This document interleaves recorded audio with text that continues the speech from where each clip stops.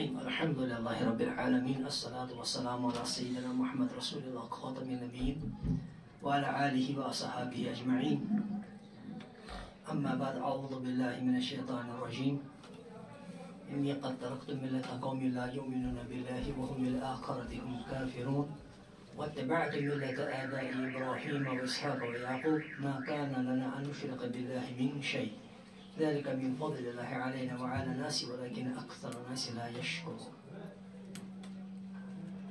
وعن النبي صلى الله عليه وسلم أنه قال من يريد الله بخير يفقهه في الدين وإنما أنا قاسم والله يعطي ولن تزل هذه الأمة قائمة على الحق وفي رواية ظاهرين على الحق لا يضرهم من خالفهم حتى يأتي أمر الله وكما قال عليه الصلاة والسلام.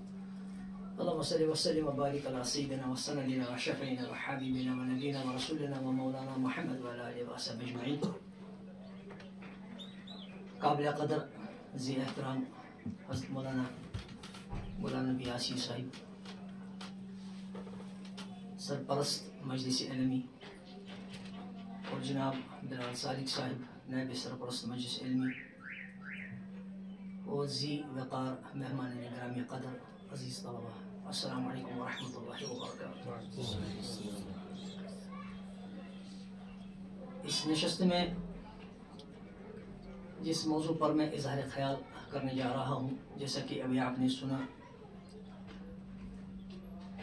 یہ ہے کہ جو ہمارے سلف ہیں انہوں نے جو ہمارے لیے علمی تراث، علمی سرمایہ، علمی ثروت چھوڑی ہے، اس کی اہمیت کیا ہے، اور خود سلف ہماری نظروں میں کیا مقام رکھتے ہیں، کیا اہمیت رکھتے ہیں.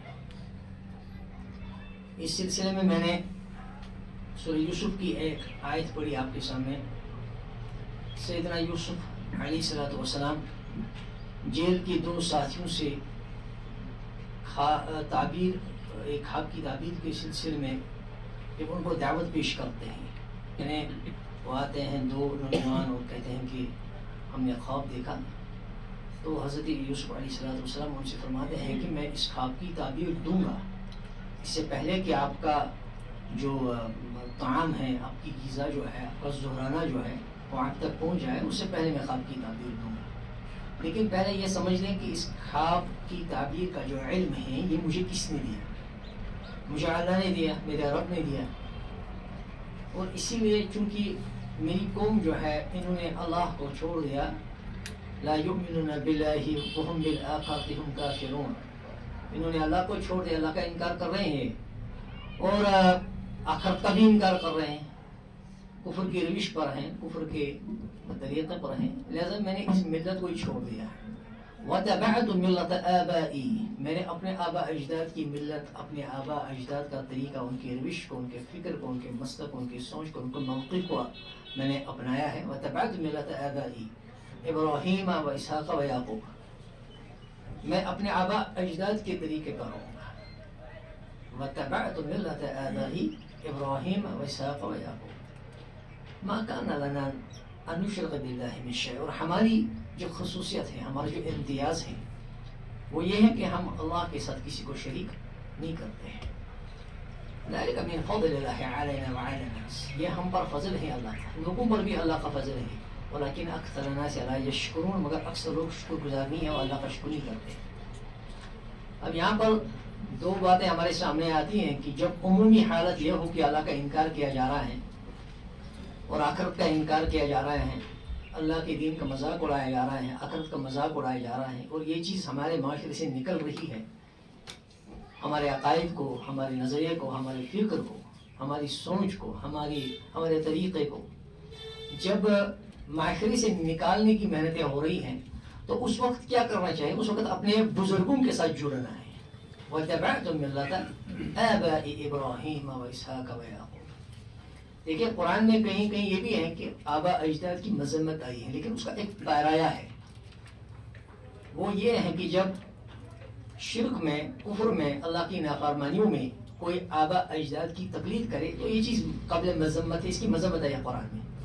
لیکن اگر آپ کے آبا اجداد ہدایت پر رہے، وہ توحید پر رہے، وہ اللہ کے دین کے مزاج کو سمجھتے ہو، انہوں نے اللہ کے دین کو سمجھا ہو، انہوں نے اللہ کی دین کی خدمات انجام دی ہوں، تبلیغ اور رسالت کا حق ادا کیا ہو، اگر وہ تقوی کے حامل رہے ہو، وہ کامل رہے ہوں اور انہوں نے تقوی کی محنتیں کی ہو، انہوں نے ایک اللہ کی طرف لوگوں کو بلایا ہو، عمل میں، علم میں، سیرت میں، فکر میں، سوچ میں، موقف میں، طریقے میں، زندگی کے ہر مرحلے پر وہ خدا پرستی کی ایک عظیم نشانی رہے ہوں، تب ملت آباء ابراہیم و اسحاق و یعقوب یہ پھر یہاں پر مدح کے جو ہے تناظر میں اس کو سمجھا جائے گا. یعنی آباء اجداد کی جو مذمت آئی ہے تقلید کی، وہ ان امور میں ہے جہاں شرک ہو، جہاں کفر ہو، جہاں نافرمانی ہو، لیکن جہاں پر تقوی ہو، جہاں اللہ کی عبادت ہو، جہاں اللہ کے دین کی خدمت ہو، جہاں ہمارے اسلاف جو ہے انہوں نے عظیم کارنامے انجام دیے ہوں، تو وہاں اپنے آباء اجداد کی جو اتباع ہے وہ مدح کے جو ذیل میں آئے گی، وہ مدح کا پہلو لیے ہوئے ہیں.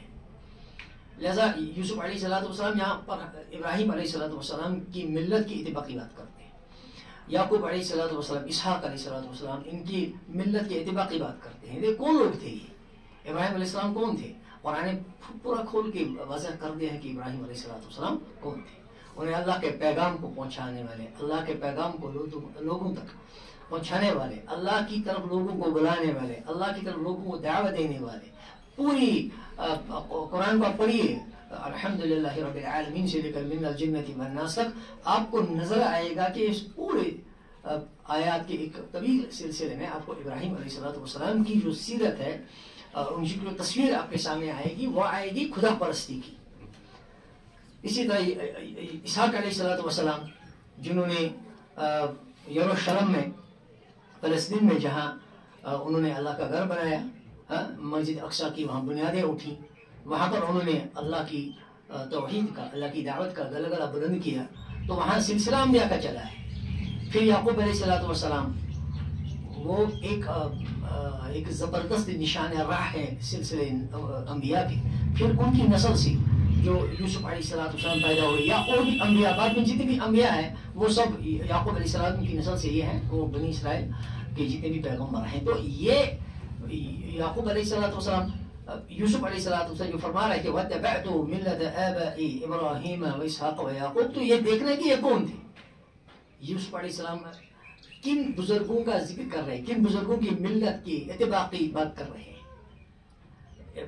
ابراہیم علیہ السلام کی بات کر رہے ہیں، یعقوب علیہ السلام، اسحاق علیہ السلام کی بات کر رہے ہیں. وہ جب آپ کے بزرگ، آپ کے جو اسلاف ہے، جب ان کے عظیم کارنامے ہیں، جب وہ خدا پرستی کا درس دے دے، جب وہ تقوی کی لازوال مثالیں قائم کر رہے ہوں، جب انہوں نے عدل اور انصاف کے چرچے بلند کیے ہوں دنیا کے اندر، جب انہوں نے نیکی اور صلاح اور فلاح کی کندیل روشن کی ہوں دنیا کے اندر، تب ان بزرگوں کے پیچھے ہی آپ کو چلنا ہے. اور کس ماحول میں؟ جب چاروں طرف یہ صورتحال ہو، لا یؤمنون باللہ وہم بالآخرۃ ہم کافرون، جب یہ فضا ہو، جب یہ مزاج ہو، جب یہ معاشرے کے اندر اس طرح کی باتیں ہو رہی ہوں، اس طرح کی لہر ہو، اس طرح کی ہوائیں چل رہی ہوں، لا یؤمنون باللہ وہم بالآخرۃ ہم کافرون، جب یہ مزاج بن رہا ہو، جب اس طرح کی محنتیں ہو رہی ہوں، تو اس وقت آپ کے لیے محفوظ رہنے کا، آپ کے لیے صحیح طریقے پر چلنے کا کیا طریقہ ہوگا؟ وہ ہے وَاتَّبَعْتُ مِلَّةَ آبَائِ إِبْرَاهِيمَ وَإِسْحَاقَ وَيَعْقُوبَ. تو اسی آیت کے ذیل میں، اسی آیت کے تناظر میں، اسی آیت کی روح کو سامنے رکھتے ہوئے ہم سمجھ سکتے ہیں کہ ہمارے لیے اپنے آباء اجداد جو ہیں، ہمارے جو اسلاف ہیں، ہمیں ان کے طریقے سے جڑنا کتنا ضروری ہے. کون تھے ہمارے آباء؟ یہ ہمارے اسلاف کون تھے؟ سب سے پہلے حضرات صحابہ رضی اللہ عنہم اجمعین. سمجھنے کی بات ہے یہ. حضرات صحابہ کون تھے؟ جن کو اللہ تبارک و تعالیٰ نے رضی اللہ عنہ ورضوا عنہ، اللہ تبارک و تعالیٰ ان سے راضی ہو گئے، وہ اللہ سے راضی ہو گئے. یہ تمغہ امتیاز ان کو ملا ہے اللہ کی طرف سے. صحابہ رسول اللہ صلی اللہ علیہ وسلم کے پروردہ، ان کے پرورش کنندہ، اور وہ ان سے پرورش پانے والے، ان کی صحبت میں رہنے والے، ان سے تربیت لینے والے، ان سے سیکھنے والے، وہ رسول اللہ صلی اللہ علیہ وسلم کے تلامیذ، ان کے مستشردین، ان کے مریدین، ان کے محبین، ان کے شاگرد جنہوں نے رسول اللہ صلی اللہ علیہ وسلم کو دیکھا، جنہوں نے ان کی مجلس میں شرکت کی، ان کے اقوال مبارکہ کو، ارشادات مبارکہ کو، احادیث مبارکہ کو سنا، اس کو سمجھا، اس کو اپنے فکر و نظر کے اندر انڈیل دیا، جن پر رسول اللہ صلی اللہ علیہ وسلم نے اعتماد کیا، جن سے رسول اللہ صلی اللہ علیہ وسلم سے محبت کی، جن کو رسول اللہ صلی اللہ علیہ وسلم اپنے قریب رکھا، جن پر بھروسہ کیا، اور جن کے حوالے اس امت کی باغ ڈور کی، یہ صحابہ وہ ہے۔ اب آج کے زمانے میں کیا ہے، ایک مخالف صحابہ مہم مزاج ایک بن رہا ہے، بھائی صحابہ وہ انسان تھے، ہماری طرح انسان تھے، لہذا وہ تحقیق کے ذیل میں لائے جائیں گے، ان پر تحقیق کی جائے گی، ان کے تقوی کو، ان کی قربانیوں کو، ان کی محنتوں کو، ان کے علم کو، ان کی فہم کو، ان کی سوچ کو، ان کے عقیدے کو، اس کو زیر بحث لایا جائے گا، اس پر تحقیق کی جائے گی، کیوں محنتیں ہو رہی، تاکہ کسی بھی طرح سے صحابہ کو بے اعتبار قرار دیا جائے۔ ایک بار صحابہ بے اعتبار ہو گئے پھر آپ کا دین خود ہی بے اعتبار ہو جائے گا۔ کیا قرآن تو صحابہ نے جمع کیا ہے نا، ہم میں سے کسی نے رسول اللہ کو دیکھا نہیں ہے، وہاں تو صدیوں کا فاصلہ ہے، لہذا صحابہ کو بے اعتبار کریں، صحابہ کے اوپر تیشہ تنقید چلائیں، آپ انویسٹیگیشن کریں، ان پر ریسرچ کریں۔ جب یہ آپ ایسا کریں گے اور صحابہ کی خامیوں کو، ان کی کمزوریوں کو سامنے لائیں گے، تو پھر ان کی جو فہم ہے، ان کی جو سوچ تھی، ان کا جو علم تھا، وہ خود ہی بحث کے اندر آ جائے گا۔ ایک بار ان پر سے اعتماد اٹھ گیا یا کمزور ہو گیا، یا کم سے کم یہ امکان پیدا ہو گیا کہ بھائی انہوں نے غلطیاں کی ہیں، تو پھر خود ہی جو ہے قرآن، اس کا جو استناد ہے، قرآن کی جو اوتھینٹسٹی ہے، یہ خود ہی ختم ہو جائے گی۔ اور حدیث رسول صلی اللہ علیہ وسلم جو قرآن کے بعد ہمارے لیے سب سے بڑی آئینی حیثیت رکھتا ہے، یہ خود ہی ختم ہو جائے گی۔ اس پر پھر الگ سے ختم کرنے کی ضرورت نہیں۔ تو صحابہ سب سے پہلے، اس کے بعد ہمارے اسلاف، صحابہ سے جن لوگوں نے روایت لی ہے، یعنی تابعین کون تھے؟ رسول اللہ صلی اللہ علیہ وسلم نے اتنی ساری حدیثیں فرمائی ہیں حضرات صحابہ کی فضیلت میں ہے، اور تابعین کی فضیلت میں ہے۔ ایک روایت میں ہے توبہ من رآنی ولمن رآ من رآنی، میرے ان لوگوں کے لیے بشارت ہے جنہوں نے مجھے دیکھا، پھر ان لوگوں کے لیے بھی بشارت ہے جنہوں نے ان کو دیکھا، جنہوں نے مجھے دیکھا، یعنی تابعین کے لیے بھی یہاں کیا بشارت ہے۔ اور قرآن تو کہہ رہا ہے خود، السابقون الاولون من المہاجرین والانصار والذین اتبعوهم بإحسان، مہاجر اور انصار جنہوں نے سب سے پہلے سبقت کی ایمان لانے میں، جنہوں نے اپنے آپ کو پیش کیا قربانی کے لیے دین میں، اور پھر جنہوں نے ان کا اتباع کیا احسان کے ساتھ، ایمان کے ساتھ، تقوی کے ساتھ، اخلاص کے ساتھ، ان سب سے رضی اللہ عنہ ورضوا۔ وہ تابعین کے لیے بھی اللہ نے رضامندی کا پروانہ پہلے ہی جاری فرمایا۔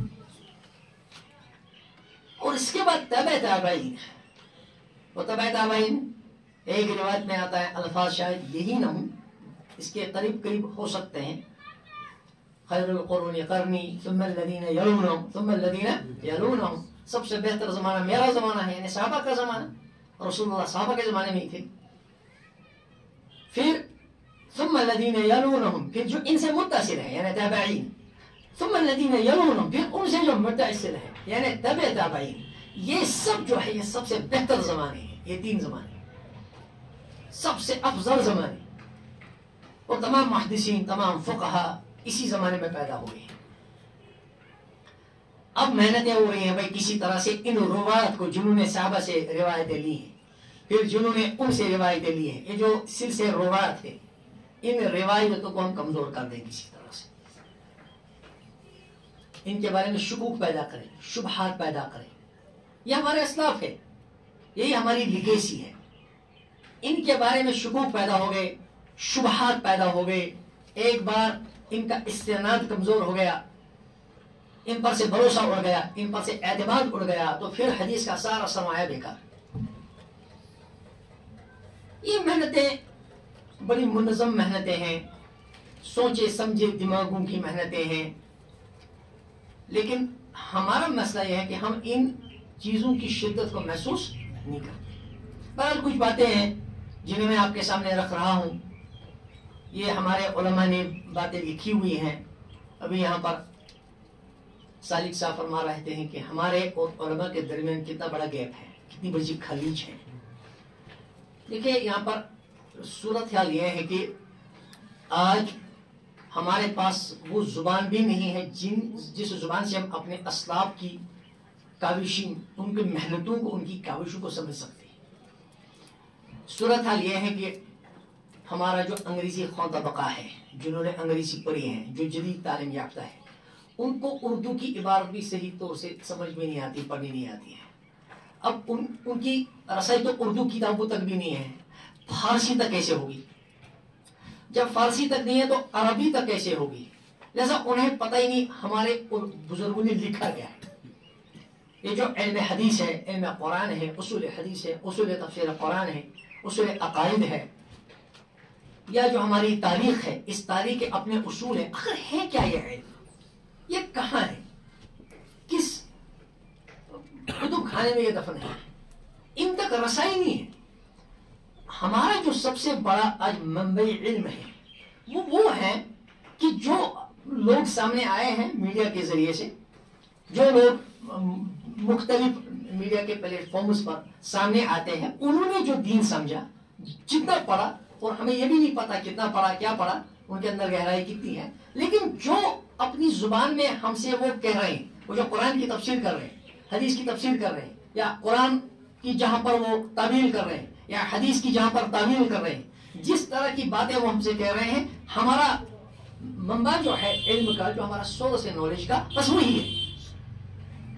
خود ہماری رسائی تو ہمارے بزرگوں تک ہے نہیں، علماء تک ہے نہیں، جن علماء نے قرآن کو پڑھنے میں، سنت کو پڑھنے میں، حدیث کو پڑھنے میں، فقہ کو پڑھنے میں، تاریخ کو پڑھنے میں، عقیدے کو پڑھنے میں، زبانوں کو پڑھنے میں، اور سماجی اور معاشرتی اور سیاسی اور معاشی اور آئلی اور قومی اور بین الاقوامی قانون کو پڑھنے میں، جنہوں نے اپنی زندگیاں کھپا دی، انہوں نے جو کچھ لکھا وہاں تک ہماری رسائی نہیں ہے۔ جب ہمارے جدید تعلیم یافتہ طبقات کی وہاں تک رسائی ہے نہیں، سورس ان کا جو ہے، سورس آف نالج، ان کا جو سرچشمہ ہے، وہ بالکل وہی ہے جو سامنے آتا ہے، اور قرآن کی آیتوں کو اور حدیث کو اور ان علوم کو اپنی زبان میں، اپنے ایریا میں، اپنی لغت میں ان کے سامنے رکھتا ہے۔ یہ ہمارا سورس ہے۔ اب کیسے پتہ چل جائے گا کہ ہمارے بزرگوں نے کیا لکھا تھا اور یہ سب کیا کہہ رہے ہیں؟ نتیجہ یہ ہے کہ یہ سب آنے والے جو سامنے آ رہے ہیں، ان پر لوگ بے تحاشا ایمان لا رہے ہیں، ان کے اوپر، ان کے پیچھے پیچھے چل رہے ہیں، لیکن خود ہمارے بزرگوں نے کیا کیا، انہوں نے کیا لکھا، وہ کیسے سمجھتے تھے، یہ سب یہ پس منظر سے دور ہوتا جا رہا ہے۔ اب کیا ہوگا ایک زمانے میں؟ ایک زمانے یہ ہوگا کہ لوگوں کو پتہ ہی نہیں ہوگا کہ ہمارے بزرگ کون تھے، ہمارے اسلاف کون تھے، انہوں نے کیا کارنامے انجام دیے، انہوں نے دین کیسے سمجھا، وہ دین سے کیا مراد ہے، وہ قرآن سے کیا مراد ہے، حدیث سے کیا مراد ہے، ان کے عقائد کیا تھے، ان کا موقف کیا تھا، ان کا عمل کیا تھا، ان کے دین کیسے تھے، ان کی راتیں کیسی تھی، ان کی سوچ کیسی تھی، کچھ نہیں جانتے ہوں گے لوگ جانتے ہوں گے بس ان جن کو میں بین القوسین رکھ رہا ہوں انورٹڈ کاماز کے اندر، ان جدید مفکرین کو جو ان کے سامنے آتے ہوں گے اور پتہ نہیں کیا کیا انہوں نے بولا، کس کس تناظر میں، کس کس زبان میں، کس کس لغت میں سامنے رکھی ہیں چیزیں، اور لوگ ان کے پیچھے چل پڑے۔ یہاں پر یہ حضرت یوسف علیہ السلام کا جو اسوہ ہے، وَاتَّبَعْتُ مِلَّةَ آبَائِ إِبْرَاهِيمَ وَإِسْحَاقَ وَيَعْقُوبَ، یہاں پر اس کی ضرورت ہے۔ اپنے اسلاف کو جانیے وہ کون تھے، صحابہ کو جانیے، تابعین کو جانیے، تابع تابعین کو جانیے، حدیث رسول کو جانیے، حدیث رسول صلی اللہ علیہ وسلم کو روایت کرنے والے ان راویوں کو سمجھیے، جانیے، مجتہدین کو سمجھیے، محدثین کو سمجھیے، ہمارے علماء، ہمارے اولیاء، ہمارے اصفیاء، ہمارے صوفیاء، ہمارے مجتہدین، ہمارے مصلحین، ہمارے مجددین، ہمارے فقہا، یہ ایک سلسلہ ہے۔ ان کو سمجھیے، ان تک رسائی حاصل کریے، ان کی زبان کو پڑھیے، ان کی زبان کو سمجھیے. جب آپ ان کے ساتھ رابطے میں رہیں گے، ڈائریکٹ بیچ میں یہ متجددین کا طبقہ نہیں ہو، یہ واسطہ نہیں ہو، آپ کا سیدھے براہ راست تعلق آپ کے اسلاف کے ساتھ جڑ جائے گا، تب آپ سمجھیں گے کہ ہمارے اسلاف کون تھے، انہوں نے کیا لیگیسی، انہوں نے کیا ثروت، انہوں نے کیا سرمایہ ہمارے لیے چھوڑا ہے. بہرحال کچھ باتیں میں اس سلسلے میں عرض کر رہا ہوں، بڑی بنیادی باتیں ہیں. دیکھیے، جب سیدنا علی رضی اللہ تعالیٰ عنہ کے زمانے میں فتنہ خوارج اٹھا تو ایک بار وہ جمع ہو گئے تھے خروج کرنے کے لیے سیدنا علی رضی اللہ تعالیٰ عنہ کے خلاف. اس وقت حضرت ابن عباس رضی اللہ تعالیٰ عنہ سیدنا علی رضی اللہ تعالیٰ عنہ کے پاس آتے ہیں کہ اے امیر المومنین، یا خوارج جمع ہو رہے ہیں فلاں جگہ پر اور قریب ہے کہ وہ آپ کے خلاف خروج کریں گے، تو آپ کیا فرما رہے ہیں؟ انہیں کہا کہ ایسا کریں کہ ان کو کسی مقام پر جمع کریں، ان سے کہہ دیں کہ ہم آپ سے بات کر لیں گے. تو پھر حضرت ابن عباس رضی اللہ تعالیٰ نے فرمایا کہ اے امیر المومنین، اب ایسا کریں کہ مجھے بھیج دیں، میں ان سے بات کروں گا. کہا ٹھیک ہے، جائیے، آپ جائیے اور ان سے بات کریے. وہ گئے، انہوں نے دیکھا کہ ایک صاحب آ رہے ہیں، ابن عباس کو جانتے ہوں گے وہ. تو پہلے تو کچھ لوگوں نے ریزنمنٹ دکھائی، انہوں نے کہا نہیں بھائی ہم ان سے بات نہیں کریں گے، یہ تو قریش ہے اور قریش کے بارے میں آتا ہے بڑے اللہ خصام ہوتے ہیں اور ان کی جو زبان ہے، ان کے جو محاورے ہیں بڑے اہل زبان ہیں، یہ قائل کر دیں گے ہمیں. کوئی لوگوں کا نہیں، ہمیں سمجھنا چاہیے، دیکھیں گے یہ کیا کہہ رہے ہیں. انہیں بات کی. ایک بات شروع کرنے سے پہلے انہوں نے کہا کہ سنو. انہوں نے کہا کہ آپ کو کس نے بھیجا، کیوں آئے ہیں ہمارے یہاں؟ انہوں نے ایک بڑا اچھا جملہ کہا.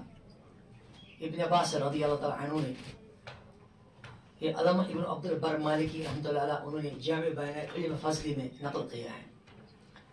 انہوں نے کہا کہ انی قد جئتکم من الذین نزل القرآن فیہم. اچھے سے سمجھیے انہوں نے کیا بات کہی، بڑی عمدہ بات ہے. انہوں نے کہا انی قد جئتکم من الذین نزل القرآن فیہم، میں ان لوگوں کی طرف سے تمہارے پاس آیا ہوں جن میں قرآن نازل ہوا. وَلَيْسَ مِنْكُمْ مَنْ رَأَى النَّبِيَّ صلی اللہ علیہ وسلم، تم میں سے ایسا کوئی نہیں جس نے نبی کو دیکھا ہو. اور ایک روایت میں الفاظ یوں ہیں جئتکم من عند اصحاب رسول اللہ صلی اللہ علیہ وسلم، میں تمہارے پاس آیا ہوں اصحاب رسول صلی اللہ علیہ وسلم کی طرف سے. وَلَيْسَ فِيكُم مِّنْهُمْ أَحَدٌ، اور تم میں سے صحابی کوئی نہیں ہے.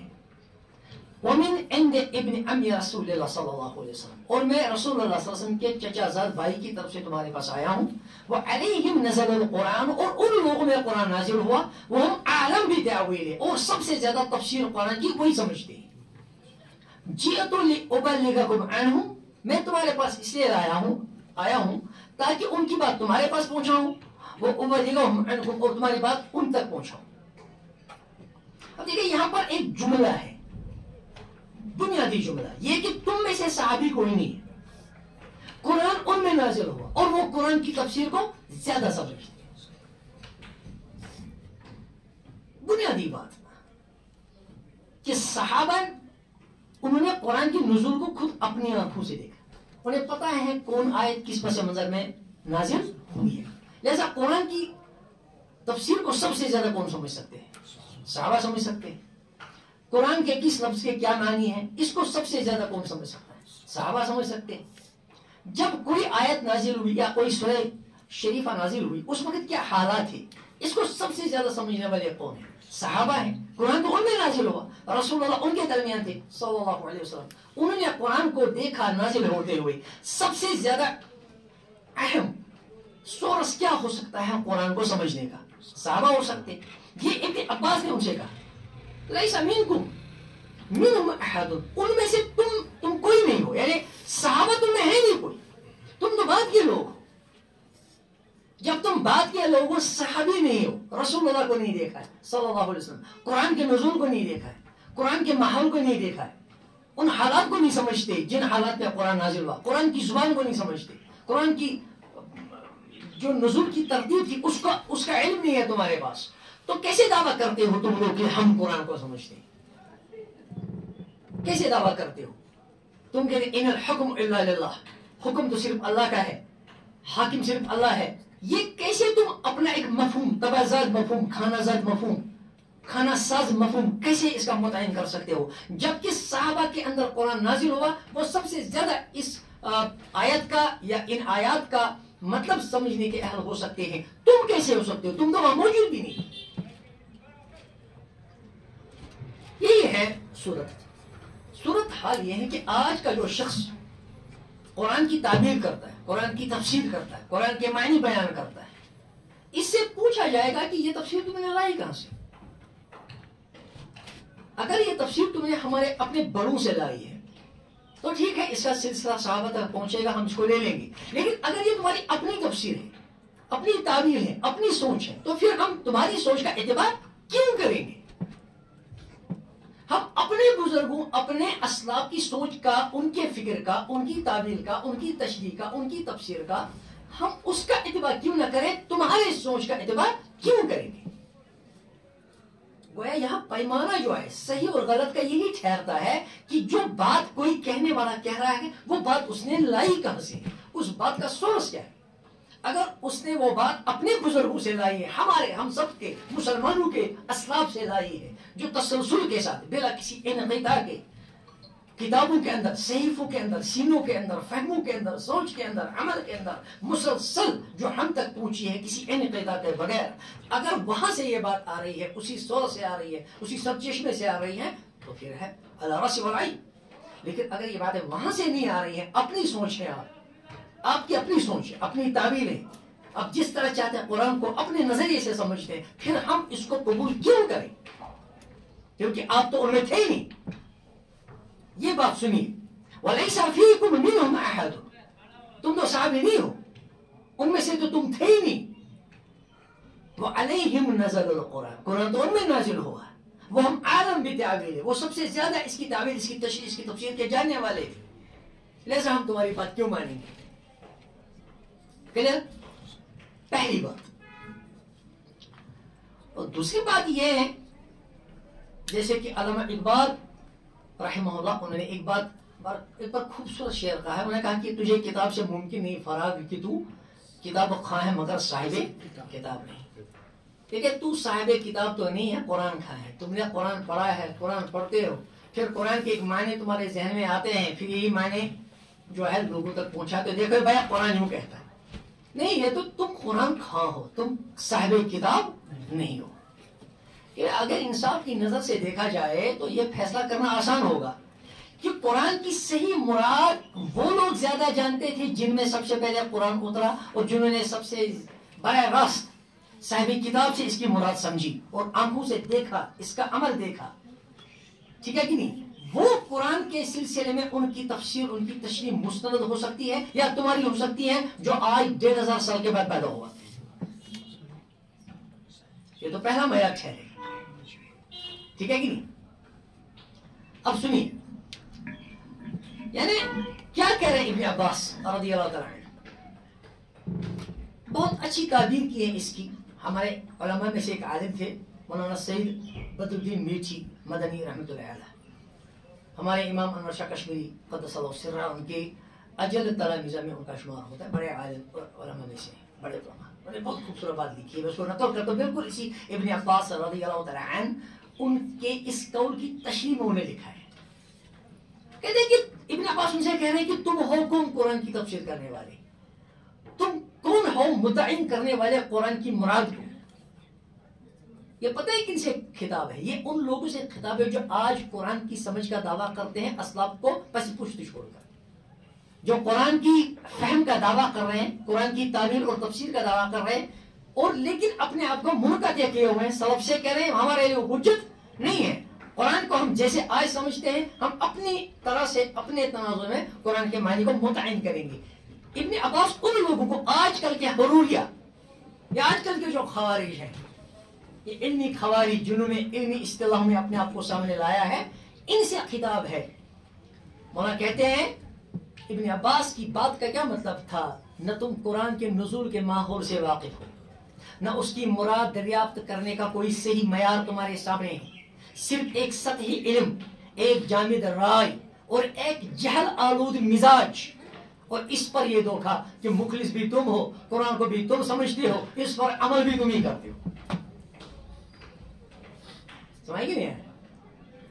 دیکھیے جو ہمارے اسلاف تھے وہ اس چیز کو بہت اہمیت دیتے تھے کہ بھائی اگر کوئی شخص آپ کے سامنے آئے تو پہلے اس سے پوچھے کہ تم نے علم کہاں سے حاصل کیا ہے، کون ہے تمہارے اسلاف، کون ہے تمہارے اساتذہ، سورس کیا ہے تمہارے نالج کا، تمہارے علم کا سورس ذریعہ کیا ہے. پہلے یہ سوال اس پر اٹھاتے تھے. اسی لیے امام مسلم رحمۃ اللہ تعالی علیہ انہوں نے اپنی صحیح مسلم کے مقدمے میں امام عبداللہ بن مبارک رحمۃ اللہ علیہ کا یہ قول نقل کیا ہے، لولا الاسناد لقال من شاء ما شاء. اگر سند نہیں ہوتی نا تو کہنے والا کچھ بھی کہتا، جب سند نہیں ہو تو کہنے والا کچھ بھی کہے. آج اسی طرح کی بے سند باتیں کرنے والے، بے سروپا باتیں کرنے والے اپنی چکنی چپٹی باتوں سے لوگوں کو ان کا دل موہ لیتے ہیں، ان کا دماغ اپنے قبضے میں کر لیتے ہیں. لیکن کوئی ان سے نہیں پوچھتا بھائی آپ کا سلسلے اسناد کیا ہے، کہاں سے سیکھا ہے آپ نے، کون ہے آپ کے بڑے، کون ہے آپ کے اساتذہ، ذرا اپنے بارے میں بتائیے آپ آئے کہاں سے. لیکن سلف ان چیزوں کو بہت ہی امپورٹنس دیتے تھے. سنی حافظ ابن عبد البر مالکی رحمۃ اللہ علیہ امام اوزاعی سے نقل کرتے ہیں، انہوں نے اپنے ایک شاگرد، ان کا نام بقیہ بن ولید، ان سے فرمایا، امام اوزاعی رحمۃ اللہ علیہ ہمارے سلف میں ان کا بڑا مقام ہے. امام اوزاعی رحمۃ اللہ علیہ، امام ابو حنیفہ، امام مالک، امام شافعی، امام احمد بن حنبل رحمہ اللہ ان کے پائے کے بزرگ ہیں. امام اوزاعی اپنے ایک شاگرد بقیہ بن ولید رحمہ اللہ ان سے کہہ رہے ہیں، یا بقیہ، اے بقیہ، العلم ما جاء عن اصحاب رسول عن اصحاب محمد صلی اللہ علیہ وسلم، علم بس وہ ہے جو صحابہ سے ہم تک پہنچا ہے. العلم ما جاء عن اصحاب محمد صلی اللہ علیہ وسلم وما لم يجئ فليس بعلم. اگر صحابہ سے ہمارے پاس کوئی بات نہیں پہنچی پھر وہ علم نہیں ہے. اگر آپ کہتے ہیں کہ صحابہ میرے لیے حجت نہیں ہے، اگر آپ کہتے ہیں حدثنا، اخبرنا، انبأنا، سمعنا، یہ واسطے میں ان واسطوں کو نہیں مانتا، پھر آپ معتبر نہیں ہو سکتے، آپ کی بات معتبر نہیں ہے، آپ کا قول بھی مردود، آپ کی طرف لوٹایا جائے گا، آپ کا عمل بھی مردود، آپ کی طرف لوٹایا جائے گا، آپ قبول نہیں کیے جائیں گے، آپ کی بات مستند نہیں ہے. اگر آپ حدثنا کو معتبر نہیں مانتے، اخبرنا کو معتبر نہیں مانتے، انبأنا کو معتبر نہیں مانتے، سمعت اور سمعنا کو معتبر نہیں مانتے، اگر آپ ذرائع کو معتبر نہیں مانتے، پھر آپ حدیث رسول کو بھی معتبر نہیں مانتے. یوں سمجھیے کہ ایک شخص جو ہے اگر وہ نماز پڑھنا چاہے اسے پہلے کیا کرنا پڑے گا؟ وضو. ٹھیک ہے نا؟ نماز پڑھنا مقصود بالذات ہے اور وضو کرنا مقصود بالغیر ہے. پھر نفسی وضو کرنے کا حکم نہیں ہے. اصل میں وضو اس لیے ہے کیونکہ نماز ادا کرنی ہے اور نماز کی ادائیگی وضو کے بغیر نہیں ہوگی. جیسے رسول اللہ صلی اللہ علیہ وسلم فرمایا کہ ان اللہ لا يقبل الصلاۃ الا بطہور، وضو کے بغیر اللہ نماز قبول نہیں کرتے ہیں. تو گویا وضو جو ہے، وضو اس لیے ضروری ہے کہ نماز ضروری ہے. نماز کی ادائیگی کے لیے وضو ایک ذریعہ ہے. ایک شخص کہے گا میں ذریعے کو نہیں مانتا، میں ذریعے کو نہیں مانتا، میں نہیں مانتا یہ ذریعہ وریعہ کیا ہوتا ہے، میں تو بس نماز پڑھوں گا ڈائریکٹ، میرے اور نماز کے درمیان کسی ذریعے کا میں قائل نہیں ہوں. پھر وہ نماز پڑھے گا، قبول ہوگی؟ نہیں ہوگی. ما لا يتم الواجب الا بفهو واجب. اگر واجب کسی ذریعے کے بغیر وجود میں نہیں آتا تو وہ ذریعہ بھی واجب بنتا ہے. اب آپ کہتے ہیں ہمیں قال رسول اللہ چاہیے، مگر قال رسول اللہ نہیں آئے گا وجود میں جب تک حدثنا نہ ہو، اخبرنا نہ ہو، انبأنا نہ ہو، سمعت نہ ہو، سمعنا نہ ہو. لہذا اگر آپ حدثنا، اخبرنا، انبأنا، سمعت، سمعنا یا اس طرح کے الفاظ کا انکار کرتے، ہم اس واسطے کو نہیں مانتے، اس ذریعے کو نہیں مانتے، تو اس کا مطلب آپ رسول اللہ کی حدیث کو بھی نہیں مانتے، کیونکہ رسول اللہ کی حدیث تک پہنچنے کا آپ کے پاس اور کوئی ذریعہ اس کے سوا نہیں ہے.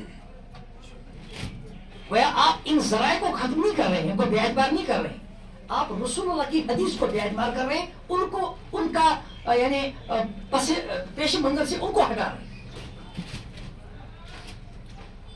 سمجھ نہیں ہے؟ آج آپ سے کوئی کہے گا دیکھیے بھائی ہمیں کیا کرنا ہے ابن جریر طبری کو، ہمیں کیا کرنا ہے سعید بن مسیب کو، ہمیں کیا کرنا ہے مطعم بن جبیر کو، ہمیں کیا کرنا ہے ابن سیرین کو، ہمیں قتادہ سے کیا کام ہے؟ ارے یہ تو روات ہیں، ہمیں رسول اللہ اور ہمارے روات کو کیوں بلا رہے ہیں؟ ہم جائیں گے ڈائریکٹ رسول اللہ ان کی حدیث لیں گے، تو کہاں سے لیں گے بھائی؟ آپ کے پاس ذریعہ کیا ہے؟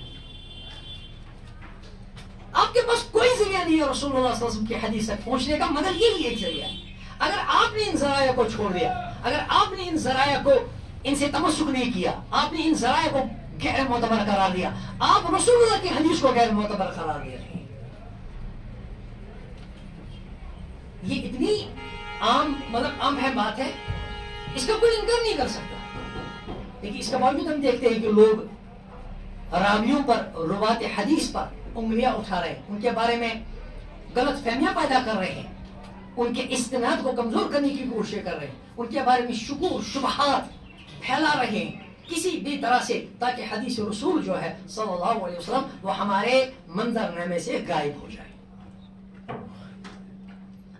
امام شافعی فرماتے ہیں، کیا فرماتے ہیں؟ ما حدثوک عن اصحاب رسول اللہ، جو رسول اللہ صلی اللہ علیہ وسلم کی طرف سے تمہارے پاس پہنچا ہے، ما حدثوک عن اصحاب رسول اللہ، جو روات راوی، جو چین اپ نریٹرز ہیں، یہ جو اصحاب رسول کی باتیں تمہیں بتائیں گے، اصحاب رسول تک تم کو پہنچائیں گے، فخذ بھی اس کو لے لو، وما قالوا برائهم، لیکن اگر وہ اپنی رائے سے کہیں گے فلا تأخذ، اس کو مت لے لو۔ امام شافعی فرماتے، ابن مسعود رضی اللہ تعالی عنہ کیا فرماتے؟ لا يزال الناس بخیر، لوگ ہمیشہ خیر پر رہیں گے، ما اتاهم علم من قبل اکابرهم، جب تک ان کے پاس علم پہنچے گا ان کے بڑوں سے، تب تک وہ خیر پر رہیں گے۔ صحابہ کے بعد تابعین، تابعین کے بعد تبع تابعین، ان کے بعد مجتہدین، ائمہ، پھر محدثین، پھر فقہاء، پھر علماء، پھر مصلحین، پھر مجددین، پھر اولیاء، پھر صوفیاء، پھر بزرگ۔ یہ جو تسلسل ہے 1400 سال کا، اپنے اکابر سے جو علم تمہارے پاس پہنچے گا تم اس کو لے لو گے، لا یزال الناس بخیر، لوگ ہمیشہ خیر پر رہیں گے۔ فَإِذَا أَتَهُم مِّن قِبَلِ أَصَاغِرِهِمْ، اگر اب لوگ اپنے زمانے کے ان بید الغاوین، ان مفقرین سے اور ان متجددین سے دین لینا شروع کر دیں گے اپنے اساغر سے، پھر ہلاکو، یہ ہلاک ہو جائیں گے۔ یہ سب ہلاکت کے دائی ہیں، دعویٰ دے رہے ہیں میرا فہم، میری سوچ، میں اس طرح سوچتا ہوں، میری رائے یہ ہے، میں نے اس مسئلے کو یوں سمجھا۔ خود آن اسپاٹ لوگوں کے ساتھ جب ان کا محادثہ چلتا ہے، ان کا مکالمہ چلتا ہے، جب ڈیبیٹس اور ڈائلاگس کنڈکٹ ہوتے ہیں، آن اسپاٹ اصول بناتے ہیں، اور ان آن اسپاٹ بنائے ہوئے اصولوں سے قرآن کو رد کر دیا، حدیث کو رد کر دیا، آن اسپاٹ اصول۔ یہ لوگ ہیں جو اپنی رائے سے کہنے والے لوگ ہیں، انکار قول ان کے منہ پر پھینک دیا جائے گا، مار دیا جائے گا، ہمیں نہیں لینا ہے۔ چنانچہ مولانا بدر عالم میٹھی رحمۃ اللہ فرماتے ہیں، بڑی اچھی بات ہے، کہتے ہیں راشق العلم کی بڑی علامت یہ ہے، راشق العلم والراسخین فی العلم، محکم اور مستقم علم رکھنے والے، گہرا علم رکھنے والے، تحقیقاتیں جاننے والے۔ کون ہے راشق العلم؟ ان کی علامت یہ ہے کہ انہوں نے اپنا علم شیوخ کی نگرانی میں اور ان کی تربیت میں رہ کر حاصل کیا، تاکہ ان کے فیض صحبت سے اس کا رسوخ بھی حاصل ہو جائے۔ یعنی اپنے گھر میں کتابیں پڑھی، خود ہی سمجھا، خود ہی اپنے استاد ہوئے، خود ہی پر اپنے شاگردی ہوئے، اپنے فہم سے جو کچھ سمجھا، پھر آئے لوگوں کے اندر، دیکھو بھائی یہ صحیح ہے غلط ہے، نہ، اس کو رد کر دیا جائے گا۔ سنیے، امام مالک رحمۃ اللہ علیہ اہل سنت کے معتبر مستند اور متفق علیہ امام ہے کہ نہیں ہے؟ امام مالک بن انس رحمۃ اللہ تعالی علیہ رحمۃ واسعہ، عظیم الشان بزرگ، ان کے استاد ہوا کرتے تھے امام ربیعۃ الرائے رحمۃ اللہ علیہ، تابعین میں سے اور بڑا مقام ان کا۔ ان کے استاد ہیں، کہتے ہیں کہ میں ایک بار استاد کی خدمت میں حاضر ہوا تو دیکھا کہ ان پر سخت گریہ تاری ہے، بہت رو رہے ہیں۔ میں نے عرض کیا حضرت آپ کیوں رو رہے ہیں، کیا مصیبت درپیش ہے، کیا پریشانی ہے؟ تو فرمایا مالک سن، میں دیکھ رہا ہوں کہ لوگ دین بے علموں سے حاصل کر رہے ہیں. قرون کی بات ہے. اس زمانے میں بھی کچھ لوگ ایسے اٹھے ہیں جن کے پاس کوئی استناد نہیں, جو مستند نہیں, ان کا کوئی سلسلہ اساتذہ نہیں, پتہ نہیں انہوں نے کہاں سے پڑھا ہے, کن لوگوں سے سیکھا ہے, کہاں سے سورس کیا ان کا. اس طرح کے بے علم لوگ. تو کہا کہ میں دیکھ رہا ہوں کہ دین کی باتیں بے علموں سے دریافت کی جا رہی ہیں, اور یہی گمراہی کا پیش خیمہ ہے. گمراہی یہاں سے شروع ہو جائے گی. اس قول کو نقل کیا ہے امام شاطبی نے الاعتصام میں. اور سنیے, امام ابن عبد البر مالکی رحمۃ اللہ علیہ جامع بیان العلم والفضل میں نقل کرتے ایک قول ابن سیرین کا. ابن سیرین بھی تابعی ہے, صحابہ کو دیکھے ہوئے, صحابہ کی صحبت اٹھائے ہوئے. کہتے ہیں ایک بار حج کے موقع پر ایک صاحب ان سے آتے, ان کے پاس آتے ہیں تو کہتے ہیں حضرت مجھے ایک مسئلے میں رہنمائی فرمائیے, مسئلہ یوں درپیش ہے. انہوں نے کہا, ابن سیرین نے کہا کہ اس مسئلے میں جواب یہ ہے کہ کرہہ عمر و عثمان, عمر اور عثمان رضی اللہ عنہما, انہوں نے اس مسئلے میں اس بات کو ناپسند کیا ہے. مسئلے میں صورت حال یوں ہے, اس کو ناپسند کیا. پھر ساتھ میں یہ بات بھی کہی, سنیے, کہنے والا کہہ سکتا تھا ہمیں عمر اور عثمان کی رائے کو کیا کرنا ہے, ہمیں ان کے قول کو کیا کرنا ہے, آپ بتائیے حدیث کی روشنی میں رسول اللہ نے کیا فرمایا, اس کی روشنی میں مسئلہ بتائیے. کیونکہ یہ ان کے دماغ میں فوراً یہ بات آئی, سوال کرنے والا سوال کر سکتا ہے, پوچھ سکتا ہے, جیسے کہ آج اس طرح کی باتیں ہو رہی ہیں. تو ساتھ میں اس ایک ایسی بات کہی, وضاحت کر دی اس کی. کہا فَإِن يَكُنْ عِلْمًا فَهْمًا, اگر یہ علم ہے اور اس علم کی بنا پر ان کا فہم ہے, یہ مسئلہ انہوں نے علم سے لیا ہے, تو فَهُمَ عَالَمْ منی, تو پھر وہ ہم سے زیادہ جاننے والے ہیں. اگر یہ علم ہے, علم کی بنیاد پر بات کر رہے ہیں, تو وہ ہم سے زیادہ فہیم تھے. وَإِن يَكُنْ رَائِرًا, اگر یہ ان کا علم نہیں تھا, ان کے پاس اس کے پاس کوئی دلیل نہیں, ان کا اجتہاد تھا, ان کی رائے تھی, فَرَائِمَ أَفْضَلُ, پھر بھی ان کی رائے افضل ہے, انہی کا قول پھر بھی افضل ہے. یعنی بہر صورت, چاہے وہ انہوں نے حدیث براہ راست سمجھا ہو یا انہوں نے اجتہاد استنباط کے ذریعے سے سمجھا ہو, بہرحال قول انہی کا افضل ہے اور مقدم ہے, ارجح ہے. اسی لیے ابن مسعود رضی اللہ تعالیٰ عنہ کا قول نقل کیا ہے اسی کتاب کے اندر. امام ابن عبد البر کے رحمہ اللہ نے فرماتے ہیں کہ من کان منکم متعصیا فلیتأس باصحاب محمد صلی اللہ علیہ وسلم, تم میں سے اگر کوئی کسی کے پیچھے چلنے والا ہو, چلنا چاہتا ہو کسی کے پیچھے, تو چلے وہ رسول اللہ صلی اللہ علیہ وسلم کے اصحاب کے پیچھے. کیوں؟ فَإِنَّهُمْ كَانُوا أَبَّرَ هَذِهِ الْأُمَّةِ قُلُوبًا, کیونکہ وہ لوگ تھے جن کا دل امت کے اندر سب سے زیادہ نیکی والا دل تھا, نیک دل, پاک دل. وَأَعْمَقَ عِلْمًا, سب سے زیادہ عمیق علم رکھنے والی. وَأَقَلَّهَ تَقَلُّفًا, بالکل تکلفات سے پاک, سادہ زندگی, ظاہر باطن ایک, صورت سیرت ایک, کردار گفتار ایک, کوئی تکلف نہیں, کوئی بناوٹ نہیں, کوئی تصنع نہیں. وَأَقْوَمَهَا حَدِيًا, اور سب سے زیادہ ہدایت پر قائم. وَأَحْسَنَهَا حَالًا, سب سے بہترین حالت ان کی, سب سے بہتر عمل ان کا, سب سے بہتر عبادت ان کی. قَوْمًا اِخْتَارَهُمُ اللَّهُ لِلصَّحْبَةِ نَبِيِّهِ, وہ ایک جماعت تھی جن کو اللہ تعالیٰ نے چنا اپنے نبی کی صحبت میں, اپنی نبی کی صحبت کے لیے. وَإِقَامَةِ دِينِ, اپنی دین کی اقامت کے لیے. فَاعْرِفُوا لَهُمْ فَضْلَهُمْ, ان کا فضل پہچانو. وَاتَّبِعُوا فِي آثَارِهِمْ, ان کا اتباع کرو جو کچھ وہ بولے, انہیں جو آثار, ان کے جو فتاوی, ان کے جو آراء ہے, ان کے جو نظریات ہے یا ان کی جو روایت ہے, ان کا اتباع کرو. فَإِنَّهُمْ كَانُوا عَلَى الْهُدَى الْمُسْتَقِيمِ, کیونکہ وہی ہدایت پر. امام بخاری رحمۃ اللہ علیہ نقل کرتے ہیں اپنی صحیح کے اندر حدیث ہے, لا يقبض الله العلم انتزاعا ينتزع من الناس, اللہ تبارک و تعالیٰ اس علم کو ایسے نہیں ختم کریں گے کہ علماء ختم ہو جائیں گے, نہیں, علم ختم ہو جائے گا, صبح نیند سے لوگ اٹھیں گے اور ان کا دل علم سے خالی ہوگا, اس طرح علم ختم نہیں ہوگا. ولیکن یقبض العلم, مگر کیسے کرے گا اللہ تبارک و تعالیٰ اس علم کو قبض, ختم کیسے کرے گا؟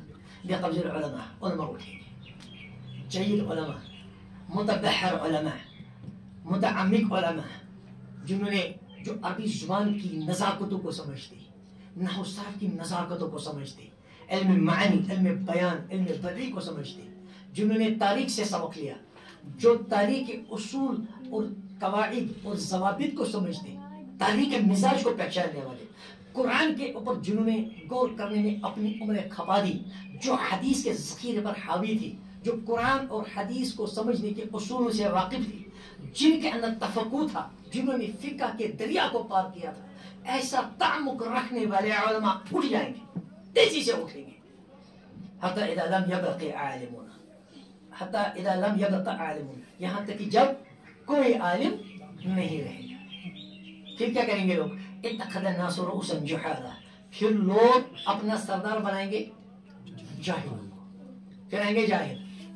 وہ جاہل وہ لوگ ہوں گے جنہیں عربی کی عبارت بھی صحیح پڑھنی نہیں آتی ہوگی، جنہیں عربی زبان سے کوئی شغف نہیں، جنہیں قرآن حدیث کا براہ راست کوئی علم نہیں، اپنی رائے سے سمجھنے والے لوگ آئیں گے، جاہل ہوں گے.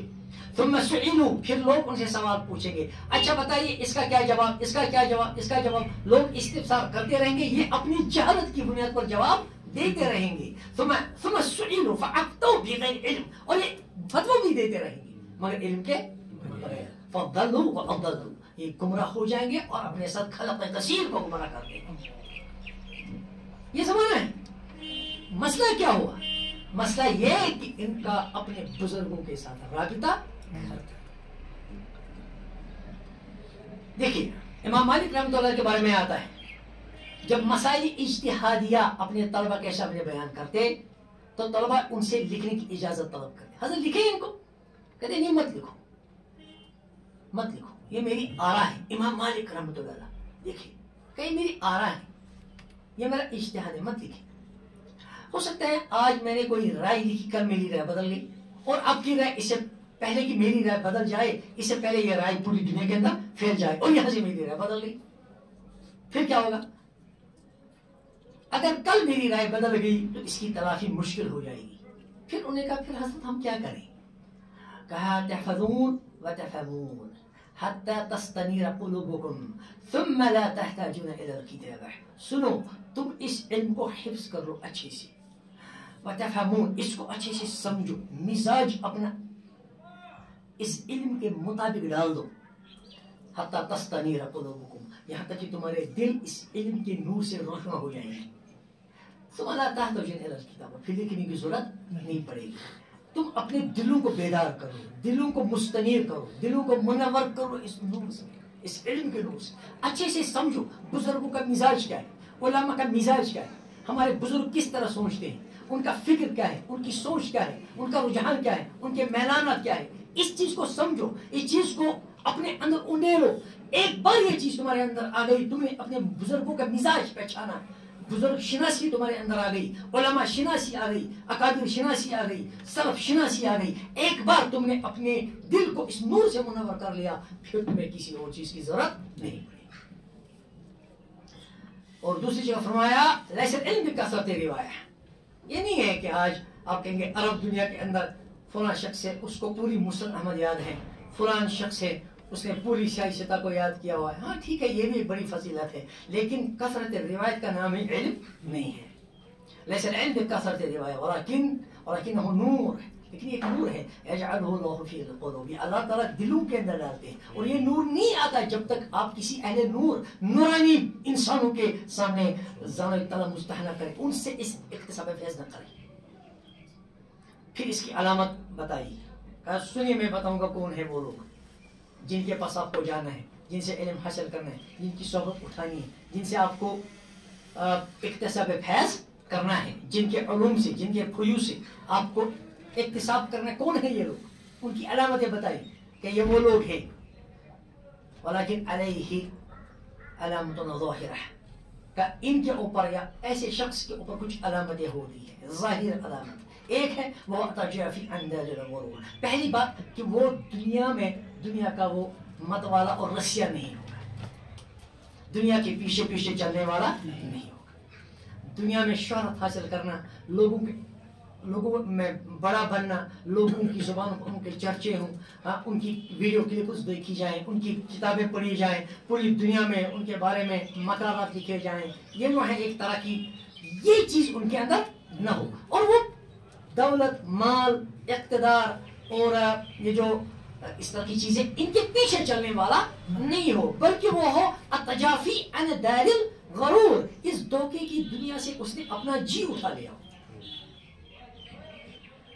حضرت ابو ہریرہ رضی اللہ تعالیٰ روایت کرتے ہیں، کہتے ہیں ایک روایت میں کہ رسول اللہ نے فرمایا صلی اللہ علیہ وسلم: ما ذیبا جائعا ارسل فی غنم بأبسط لها من الشرف من المرء من حرص المرء على الشرف لدينه والحرص على المال. فرمایا ما ذیبا جائعا ارسل فی غنم بأبسط لها من حرص المرء على الشرف لدينه ولماله. فرمایا او کما قال علیہ السلام، یعنی الفاظ تقریباً اسی طرح کے ہیں لیکن مفہوم بیان کر رہا ہوں میں.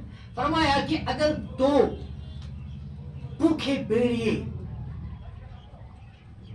بھیڑ یا بکریوں کے ریوڑ میں ڈال دیے جائیں، دو بھوکے بھیڑیے کسی ریوڑ میں ڈال دیے جائیں، بکریوں کے یا بھیڑ کے ریوڑ میں، اتنا نقصان وہ نہیں پہنچائیں گے اس ریوڑ کو جتنا وہ شخص نقصان پہنچائے گا جس کے اندر یہ چیز ہو کہ میں پوری دنیا میں اپنے علم سے پہچانا جاؤں، لوگ میرا اتباع کریں اور میں سب سے بڑا عالم تصور کیا جاؤں اور میری ویڈیو کلپ چلے، میری کتابیں چلیں. یعنی یہ جو ایک طرح کی وجاہت کی بھوک ہے، یہ مشہور ہونے کی بھوک ہے، یہ انسان، اور دوسرا وہ جس کو مال کی بھوک ہے، جو مال جمع کرنا چاہتا ہے، یہ دو انسان جتنا نقصان پہنچائیں گے اتنا نقصان وہ دو بھوکے بھیڑیے نہیں پہنچائیں گے جن کو کسی ریوڑ کے اندر ڈال دیا جائے.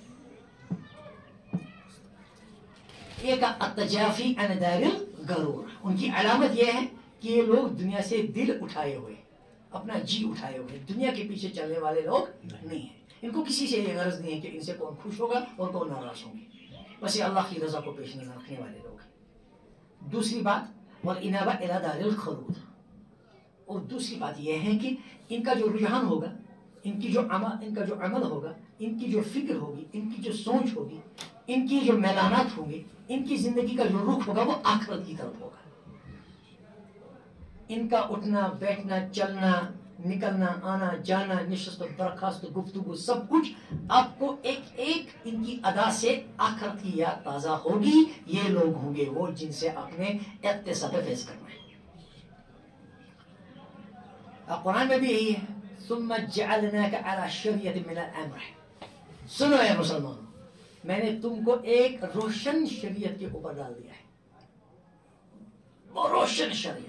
ثم جعلناك على شریعت من الامر فاتبعها، اس روشن شریعت کا اتباع کرو. ولا تتبع اهواء الذين لا يعلمون، ولا تتبع، پیچھے نہ چلیں آپ، اهواء الذين، ان لوگوں کی خواہشوں کے پیچھے، لا يعلمون، جو بے علم ہیں. یعنی جاہل جب آپ کو دعوت دیں گے تو وہ ضرور اپنی خواہشات نفسانی کی دعوت دیں گے، تو ان کی خواہشات نفسانی کے پیچھے نہ چلیں کیونکہ لا يعلمون، جاہل ہیں. آپ اس شریعت کا اتباع کریں جو شریعت اب تک معتبر ذرائع سے پہنچی ہے. امام ابو داؤد رحمۃ اللہ علیہ سیاستہ کے مصنفین میں سے اور بہت بڑے بزرگ، بڑے عالم، بڑے متقی، بڑے پرہیزگار، انہیں اپنی سنن کے اندر ایک حدیث نقل کی ہے. رسول اللہ صلی اللہ علیہ وسلم فرمایا وَإِنَّهُ سَيَخْرُجُ فِي أُمَّتِي أَقْوَامٌ، میری امت کے اندر ایک قوم نکلے گی، ایک قوم پیدا ہوگی، قوم ظاہر ہوگی میری امت کے اندر. تتجارا بہم تلک الاحوا، اور خواہشیں ان کے اندر سرایت کیے ہوئے ہوں گی، خواہشیں ودیت کی ہوں گی، ان کی رگوں میں خون کے بدلے میں کیا دوڑ رہی ہوں گی، خواہشیں، مال کی خواہش، شہرت کی خواہش، دولت کی خواہش، اقتدار کی خواہش، بنگلوں کی، موٹروں کی خواہش، بڑے بڑے بلڈنگوں کی خواہش، باغ و بستان کی خواہش. خواہشیں ایسے دوڑتی ہوں گی ان کی رگوں کے اندر، ان کی سرشت میں خواہشیں ایسے دوڑ رہی ہوں گی. کیسی؟ کما یتجارا الکلب بصاحبہ، جیسے جب کتا کسی آدمی کو کاٹتا ہے تو کتے کا زہر، اس کا جو لعاب ہوتا ہے، سلیوا، اس کے اندر جو کیڑا ہوتا ہے وہ کیڑا اس کے بدن میں سرایت کر جاتا ہے نا، پورے بدن سے گھومتا پھرتا اس کی دماغ تک پہنچتا ہے. اسی طرح جس طرح یہ کتے کے لعاب کے اندر کیڑا جس کو کاٹا اس کے بدن میں جو سرایت کر جاتا ہے، اسی طرح سرایت کرتی ہوں گی خواہشیں ان لوگوں کے اندر. لا يبقى منه أرق ولا مفسدة إلا دخلها. کوئی ہڑی، کوئی جوڑ، کوئی رگ ایسی نہیں ہوگی جس میں یہ زہر داخل نہیں ہوگا. ایسے وہ لوگ ہوں گے، ان کا بول خواہش، ان کا اٹھنا بیٹھنا خواہش، وہ دعوت دیں گے خواہشات کی، وہ بس خواہشوں کے پورے اس سحر کے یا افسون جو ہوگا خواہشات کا، اس میں ہر ایک بات خواہشات پر مبنی.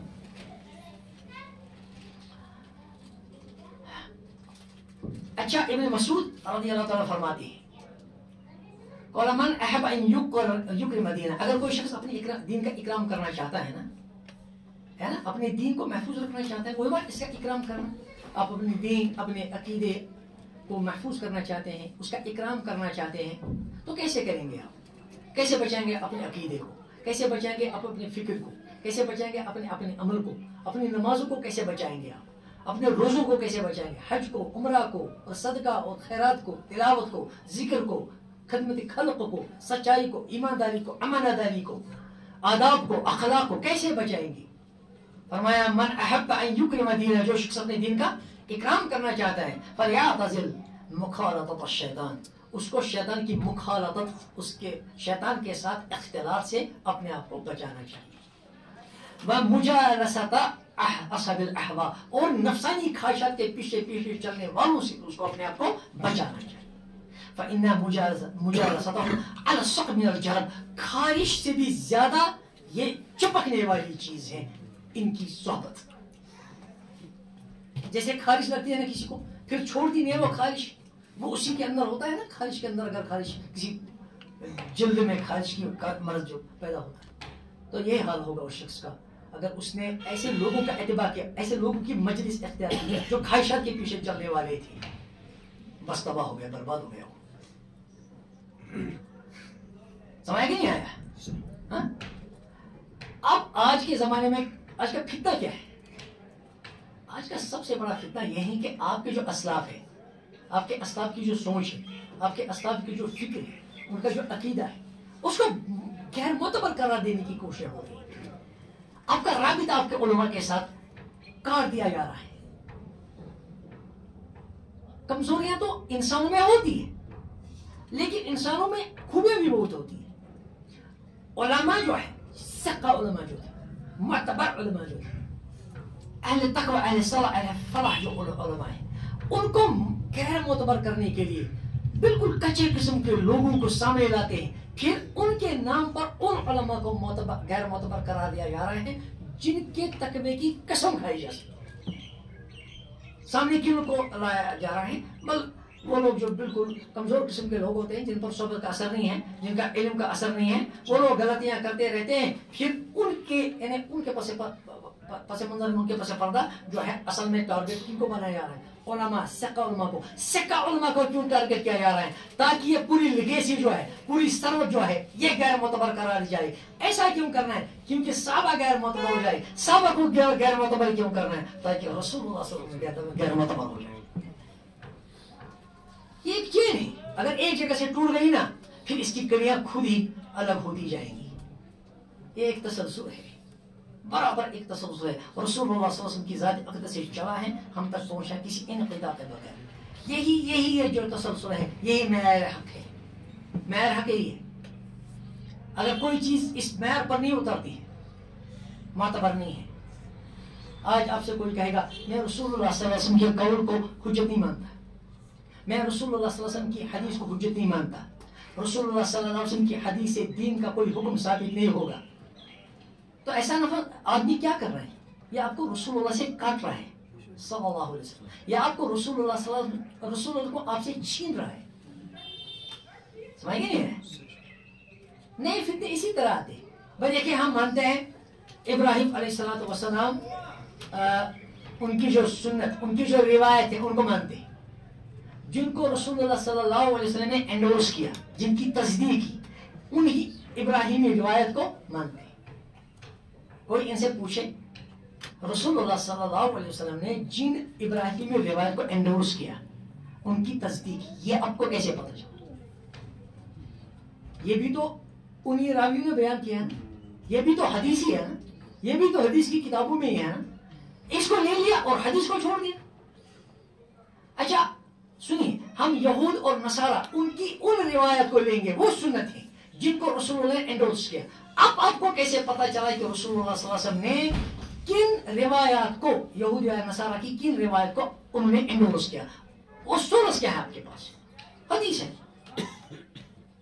یہود اور نصارہ کی باتوں کو لے لیں گے کیونکہ حدیث میں آئی ہے، ابراہیمی روایت کو بھی لے لیں گے، حدیث میں آئی ہے، مگر خود صحابہ نے جو رسول اللہ صلی اللہ علیہ وسلم کی ایک ذخیرے حدیث کو روایت کیا اس کو نہیں لے لیں گے۔ یہ ہے وہ اتباع خواہش، اتباع ہوا، یہ ہے وہ متبع ہوا، متبع خواہش رکھنے والا۔ اب ابراہیمی روایت کو کیوں لانا ہے؟ یہود اور نصارہ کی روایت کو کیوں لانا ہے؟ اور صحابہ کی روایت کو چھوڑ رہے ہیں ہم؟ صحابہ کے جو صحابہ نے حدیثیں نقل کی ہے، حدیثیں بیان کی ہے ایک تسلسل کے ساتھ، معتبر تسلسل کے ساتھ جو ہم تک پہنچی، ان کو چھوڑ رہے ہیں۔ پھر اسی ذخیرے میں سے چن چن کر لے رہے ہیں وہ روایتیں جن کا تعلق یہود سے یا نصارہ سے یا جاہلی عرب سے ہے۔ تو آپ کی غرض کیا ہے؟ احیا کس چیز کا چاہتے ہیں؟ کہ آپ یہ تو نہیں چاہتے کہ آپ احیا کریں جاہلی عرب کا، آپ احیا کریں یہود اور نصارہ کی روایت کا، اور جو اپنی دینی روایت ہے معتبر ذرائع سے پوچھیے ان کو قلم کر رہے ہیں۔ وہ آپ لوگوں کو اس لیگیسی سے دور کرنا چاہتے ہیں، اور لوگوں کو سمجھ میں نہیں آ رہا ہے یہ بات سمجھ میں نہیں آ رہا ہے۔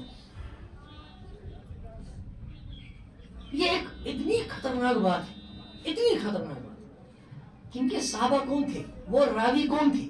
وہ راوی ہیں جن راویوں نے، جن کے بارے میں ایک ایک اصول کے تحت ان راویوں کا، ان کا جھوٹ، ان کا سچ، ان کی کمزوریاں، ان کی خوبیاں، ایک ایک چیز کو بیان کرنے کے بعد جب کسی راوی کے بارے میں کہا گیا یؤخذ عنہ، ان سے روایت لی جائے گی، اور صادق، یہ سچے ہے، ثقۃ، ثقہ ہے، اس کا مطلب یہ امتحان کے ان تمام مراحل سے گزر چکا ہے، اس کے بعد ان کی روایت لی گئی ہے۔ اگر یہ معتبر نہیں تو پھر کون معتبر؟ آپ کیسے معتبر ہے؟ پھر آپ کیوں معتبر ہے؟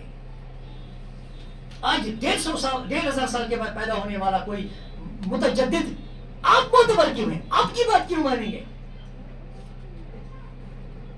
اگر وہ معتبر نہیں، اگر ان کی بات معتبر نہیں، آپ قرآن کی خود تشریح کرتے ہیں تو آپ سامنے کیوں ہیں؟ چھوڑیے، آپ ہٹیے، قرآن کو لوگ خود سمجھیں گے۔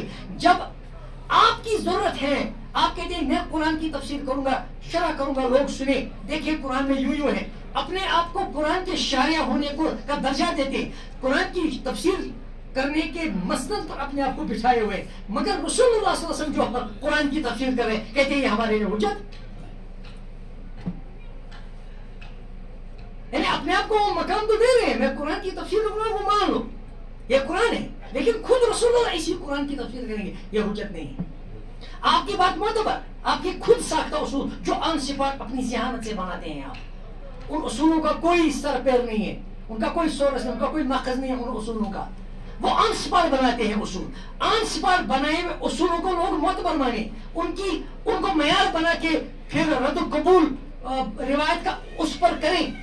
لیکن ہمارے محدثین نے جو اصول بنائے ہیں، انہوں نے جن اصولوں کو سامنے رکھ کر حدیث کا ذخیرہ بالکل رطب یابس سے پاک کرنے کے بعد ہمارے سامنے رکھا، وہ معتبر نہیں ہوا، اور آپ معتبر ہو گئے۔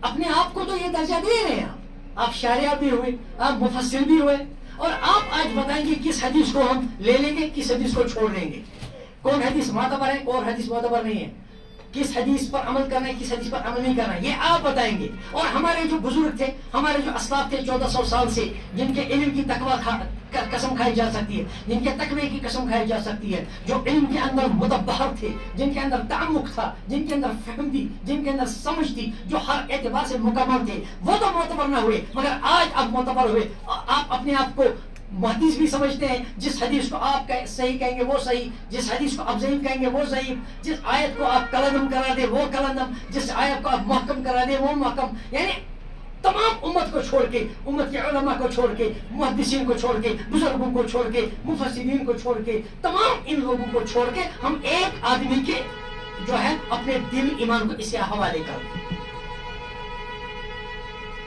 یہ ہو رہا ہے۔ اور ہمارا پڑھا لکھا طبقہ، ہمارے انجینئرز، ہمارے ڈاکٹرز، ہمارے صحافی، ہمارے وکلا، ہمارے جج، ہمارے بڑے بڑے پولیس افسران، یا ہمارے جو ہے بڑے لوگ، پڑھے لکھے لوگ، سماج کے یعنی پر اثر لوگ، brain trust of the society, direct ان کو ان کتابوں تک رسائی نہیں ہے. انہیں ویڈیو کی کلپس ان کے لیے کیا ہے؟ سورس ہے. انہوں نے کہتے ہیں بھائی یہ تو صحیح بات کر رہے ہیں. ایک پروفیسر مجھ سے کچھ عرصہ پہلے میں نے ان سے بات کی، کہہ رہے ہیں کہ دیکھیے فلان صاحب ہے نا، ایک صاحب کا نام لے لیا، انہیں متجددین میں سے ایک متجدد کا نام لیا. ہاں دیکھیں مگر ایک ہے کہ مطلب بڑا لاجک بولتے ہیں. میں نے کہا ہاں لاجک بولتے ہیں، ذرا ایک بات بتائیے کیا لاجک بولی؟ میں نے کہا ایک بات بتائیے. یوں کہیے کہ دیکھیں انہوں نے یہ بات کہی، اس میں اتنا لاجک نہیں بتا سکتے. لاجک بولتے ہیں، پتہ بھی نہیں ہے لاجک کیا ہے، کس چیز کو لاجک کہتے ہیں، کس چیز کو آپ کہیں عقل کے مطابق ہے. ارے کیا چیز ہے یہ عقل کے مطابق؟ عقل کا کون سا عالمی جو ہے متفق علیہ مستند و تسلیم کیا ہو کوئی پیمانہ ہے عقل کا؟ ہر شخصی عقل اپنی طرح سے سمجھتی ہے نا. پروفیسر صاحب ہیں، کہتے ہیں کہ میں نے کہا ذرا بتائیے، آپ کہہ رہے ہیں بڑے لاجک بولتے ہیں، کیا لاجک بولتے ہیں؟ کچھ بولتے بولیے. نہیں بول سکے. میں نے کہا سنیے، آپ کو رسول اللہ سے محبت ہے؟ کہاں بالکل رسول اللہ سے محبت ہے صلی اللہ علیہ وسلم. میں نے کہا دیکھیں جو لوگ آپ کو رسول اللہ صلی اللہ علیہ وسلم کو آپ سے چھیننا چاہتے ہیں، وہ ایسے نہیں چھینیں گے آپ کو رسول اللہ صلی اللہ علیہ وسلم کہیں گے رسول کو مت مانو. وہ یوں چھینیں گے، وہ کہیں گے رسول کا قول میرے لیے حجت نہیں ہے. ایک بار آپ نے یہ بات تسلیم کر لی، رسول آپ سے خود ہی چھین گئی. اپنے ایمان کی فکر کریں. آپ پروفیسر ہیں، یونیورسٹی میں پڑھاتے ہیں، اپنی ایمان کی فکر کریں.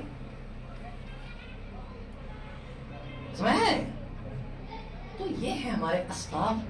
ہم اپنے اسلاف کے ساتھ جڑے، اپنے اسلاف کے ساتھ رابطہ رکھیں، ثقہ اور معتبر اور مستند علماء کے ساتھ رابطہ رکھیں.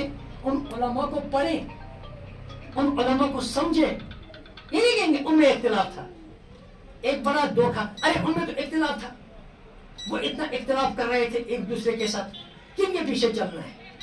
وہ الگ بات ہے. ایک ان میں اختلاف کیوں ہوا؟ اختلاف تو ہوگا. ابھی آپ بھی تو ان سے اختلاف ہی کر رہے ہیں نا. آپ ان سے کون سا موافقت کر رہے ہیں؟ آپ بھی تو اختلاف ہی کر رہے ہیں. ان میں کیوں اختلاف ہوا، اختلاف کی وجوہات کیا تھی، اس کے محرکات کیا تھے، وہ دوسری بات ہے. وہ تبھی سمجھ میں آئے گا جب آپ ان تک رسائی حاصل کریں گے، تبھی اس اختلاف کی نوعیت کو سمجھیں گے. جب آپ ان تک پہنچیں گے آپ کو پتا کیا ان کے اختلاف کی نوعیت کیا تھی. پہلے ان تک پہنچیے آپ. عجیب عجیب طرح کی باتیں کر کر کے لوگوں کو اپنے بزرگوں سے، اپنے اسلاف سے بالکل منقطع کرنے کی محنتیں ہو رہی ہیں، اور لوگ ہو رہے ہیں. نہیں، اپنے بزرگوں کے ساتھ جڑیے، اپنے علماء کے ساتھ جڑیے، اپنی لیگیسی کے ساتھ جڑیے، اپنی ثروت کے ساتھ جڑیے، اپنے اسلاف کے ساتھ جڑیے، اپنا دماغ ان کے ساتھ جوڑیے، اپنے فکر کو، اپنے ذہن کو، اپنے عمل کو، اپنے عقیدے کو، اپنے موقف کو، اپنے رجحانات کو، اپنے میدانات کو، اپنی طبعیت کو ان سے جوڑیے. ایک بار انشراح ہو گیا نا، ایک بار انشراح صدر ہو گیا اس پر آپ کو، پھر کوئی آپ کو گمراہ نہیں کر سکتا. رسول اللہ صلی اللہ علیہ وسلم فرمایا، ابن عباس کی روایت میں ہے، آیہ کریم کے ذیل میں ایک قول فرمایا. آیہ کریم تھی کہ فَمَن يَشْرَحْ صَدْرَهُ فَمَن يُرِدُ اللَّهُ خَيْرًا يَشْرَحْ صَدْرَهُ لِلْإِسْلَامِ. اب اس کی تفسیر میں رسول اللہ نے فرمایا صلی اللہ علیہ وسلم فرمایا ان النور اذا دخل الصدر انفسح، فرمایا کہ جب نور دل کے اندر داخل ہوتا تو پھیلتا ہے، پورے وجود کو اپنے گھیرے میں لیتا ہے. اب صحابہ نے عرض کیا یا رسول اللہ صلی اللہ علیہ وسلم وحل دل کا علامہ یعرف بها، کوئی علامت ہے اس کی جسے ہم پہچان لیں؟ قالوا نعم، ہاں ہے. اب یہی بات فرمائی، التجافی عن دار الغرور والانابہ الى دار الخلود والاستعداد للموت قبل نزوله. اس کی علامت یہی ہے کہ یہ آدمی جو ہے اس نے دنیا سے جی اٹھا لیا ہو، آخرت کی طرف اس کا رجحان ہو، اور یہ موت کی تیاری کر رہا ہے مرنے سے پہلے. یہ علامت ہے اس شخص کی کہ اس کے یعنی نور نے اس کا گھیراؤ کیا ہے، اس کے نور وجود کے اندر نور سرایت کیے ہوئے پھیلا ہوا ہے. ایک بار جب شرع صدر ہوگا، خود خدا نہ خاصا اگر ایسا ہوا کہ ہم اپنے اسلاف سے، اپنے بزرگوں سے، اپنے علماء سے، اپنے صوفیاء سے، اپنے محدثین سے، اپنے فقہ سے، اپنے مجتہدین سے، اپنے مصلحین سے، ان اللہ والوں سے جن کی راتیں ہم سے، ہمارے دلوں سے بھی زیادہ روشن، اگر ان سے ایک بار ہمارا رابطہ کٹ گیا، منقطع ہو گیا ہم ان سے، اور ان متجددین کے پیچھے چلے، یہ جو اپنی خواہشات کے غلام لوگ ہیں ان کے پیچھے چلے، اور پتہ نہیں کون لوگ ہیں یہ، ہاں کہاں سے آ رہے ہیں یہ لوگ، کون ان کے پیچھے ہیں، کیا کیا محنتیں ہو رہی ہیں، کیا پتہ ہے، پس پردہ سب کچھ ہو رہا ہے، ہم کہاں سے جان لیں گے؟ یہ کوئی پتہ نہیں ان کا استناد کیا ہے، کون ان کو پڑھاتا ہے، کہاں سے آتے ہیں، یہ بالکل چن چن کر کان سے وہ روایتیں لاتے ہیں جن سے پھوٹ پڑے، کہاں سے وہ روایتیں لائیں، ان کو سمجھتے نہیں ہے، سمجھنے کے بغیر اپنی سمجھ سے ان کو جو ہے لوگوں کے سامنے ان کو بالکل الگ الگ لوگوں کو جدا کر رہے ہیں ایک دوسرے کے ساتھ، اور کیا اغراض و مقاصد ہے؟ اگر خدا خاصا ان اہل ہوا، ان متبع خواہشات کے پیچھے چلنے لگیں گے تو پھر ہمارا کوئی مستقبل نہیں ہوگا، ختم ہو جائیں گے، وہ کیفیات نہیں ہوں گی۔ جائے دیکھیں اب ان متجددین کے جو لوگ ان کے پیچھے چل رہے ہیں ان کی زندگی کو دیکھیں، 24 گھنٹے ان کی زندگی کو دیکھیں، اب کا وہاں کوئی تقوی اور پرہیزگاری اور احتیاط اور نظر کی پاکیزگی، زبان کی پاکیزگی، کردار کی پاکیزگی، وہ ان کی سوچ، ان کا اٹھنا بیٹھنا، وہ جو انسان کے احوال سے، حالات سے، اعمال سے، بات سے جو خدا پرستی ٹپکتی محسوس ہوتی ہے، ان کی صحبت میں آپ کو لگتا ہے کہ جیسے میں کسی انگیٹھی کے سامنے آیا اور اس کی گرمی کو محسوس کر رہا ہوں، آپ کو نہیں لگے گا۔ یہ تجربہ کریں، انتہائی درجے کے مادہ پرست لوگ، انتہائی درجے کے مادہ پرست لوگ، کیونکہ یہ لوگ کسی متقی انسان کو بنا ہی نہیں سکتے، پرہیزگار انسان کو یہ بنا ہی نہیں سکتے، نہیں بنا سکیں گے۔ اس کی وجہ خود خواہشات کے پیچھے چلنے والا وہ کسی کو روحانیت کیا سمجھائے گا، وہ کسی کا عمل کیسے زندہ کرے گا، خدا پرستی کا عنصر اس کو کیسے پیدا کرے گا جب وہ خود اپنی خواہشات کے پیچھے چلنے والا ہو۔ خدا پرستی کا راستہ خدا پرست انسان نہیں دکھا سکتا، ٹھیک ہے کہ نہیں؟ تو ان باتوں کو انشاءاللہ ہم سمجھیں گے، اپنے اسلاف کے ساتھ جڑیں گے، اپنے علماء کے ساتھ جڑیں گے، اپنی لیگیسی کے ساتھ جڑیں گے۔ ہمارے علماء نے جو سرمایہ چھوڑا ہے اور کوئی کمی نہیں کی ہے، ہر ایک مسئلے کا وہاں جواب ہے۔ یہ پرانی شراب ہے مگر نئے پیالوں میں ہے، نئی بوتلوں میں ہے، بس یہی ہے اور کچھ نہیں۔ ہمارے قدیم علماء کے زمانے میں جو اعتراضات کیا کرتے تھے وہی اعتراضات آج بھی ہے، بس ان کا اسلوب بدل گیا ہے، ان کا جواب ہمارے علماء پہلے دیا ہوا ہے۔ اگر آپ ان تک رسائی حاصل کرتے ہیں آپ وہاں ان سوالات کا جواب آرام سے پائیں گے، بالکل وہی پرانی شراب نئی بوتلوں میں، کوئی نئی بات نہیں۔ انسانی فطرت بدلتی نہیں ہے، نیکی ہمیشہ نیکی رہتی ہے، بدی ہمیشہ بدی رہتی ہے، بدی کے ذرائع بدلیں گے لیکن بدی تو وہی بدی ہے، جھوٹ آج بھی جھوٹ ہی ہے، اب جھوٹ بولنے کے جو طریقے وہ بدل سکتے ہیں لیکن جھوٹ تو جھوٹ ہی۔ ہمارے ایک استاد ہوا کرتے تھے، وہ کہتے تھے میں کھانے جہاں کے طریقے بدل گئے، میں کھانے جہاں کے جہاں میں جو میں کھانے ہیں نا ان کے طریقے بدل گئے، میں کھانے جہاں کے طریقے بدل گئے، میں آج بھی وہی ہے پیالے بدل گئے، میں آج بھی وہی ہے پیالے بدل گئے، وعدہ کیا تھا تم نے مجھ سے نباہ کا، وعدوں کی روشنی میں تم کیسے بدل گئے۔ ارے بے وفا انسان، تو نے تو اللہ اور اللہ کے رسول کے ساتھ وعدہ کیا تھا وفا کا صلی اللہ علیہ وسلم، اب تم کیسے بدل گئے یار؟ نہیں، قرآن حق، رسول اللہ حق صلی اللہ علیہ وسلم، صحابہ حق، مجتہدین حق، محدثین حق، ٹھیک ہے کہ ہمارے فقہ حق، ہمارے علماء حق، ہمارے صوفیاء، ہمارے اولیاء حق، ان کی تشریحات حق، ان کے فتاوی حق، آخرت حق، عذاب قبر حق، نار جہنم حق، جنت حق، محشر کا میدان حق، تقدیر حق، جنت جہنم حق، میزان حق، کتاب حق، دین حق، اسلام حق، ایک ایک چیز حق، اس سے باہر جو آوازیں ہیں یہ حق نہیں ہو سکتی ہے، یہ باہر کی چیزیں ہیں، یہ ہم نے امپورٹ کی ہوئی ہے، یہ ہماری چیزیں نہیں ہیں، ٹھیک ہے نا؟ تو اپنے اسلاف کے ساتھ جڑیں گے، اپنے اسلاف کی محنتوں کے ساتھ جڑیں گے، حضرت امام مالک رحمۃ اللہ کا قول نقل کر رہا ہوں، اسی پر بت کر رہا ہوں اپنی اس بے ربط گفتگو کو. وہ فرماتے ہیں لن يصلح آخر هذه الامة الا بما سبق اولها. اس امت کی اصلاح اسی طریقے پر ہوگی جس طریقے پر اس امت کے پہلے طبقے کی اصلاح ہوئی تھی. آخری طبقوں کی اصلاح وہی طریقہ جو طریقہ ہمارے بزرگوں نے جو پہلے طبقے کے لیے اصلاح کا جو طریقہ تھا وہی طریقہ آج بھی اختیار کر رہے ہیں. بس انہی پیمانوں کو سامنے رکھیں، اسی مزاج کو اپنے سامنے رکھیں. وصلی اللہ تعالی علی خیر خلقہ محمد وعلی آلہ وصحبہ.